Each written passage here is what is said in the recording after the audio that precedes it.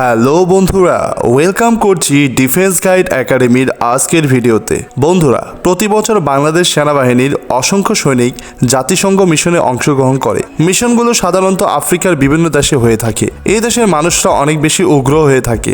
তাদের সাথে কিভাবে পরিস্থিতি অনুযায়ী আচরণ করতে হবে তার প্রশিক্ষণ মিশন যাবার পূর্বেই দেশেই দেওয়া হয়ে থাকে। চলো এই প্রশিক্ষণের মহড়াটি উপভোগ করি।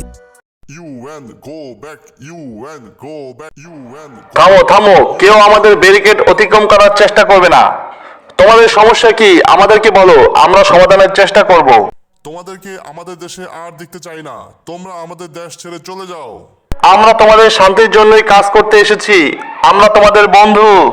না, তোমরা চলে যাও। তোমরা যদি আমাদের কথা না শুনো তবে তোমাদের উপর আমরা অ্যাটাক করতে বাধ্য হব। না, আমরা যাব না। Force, take your position.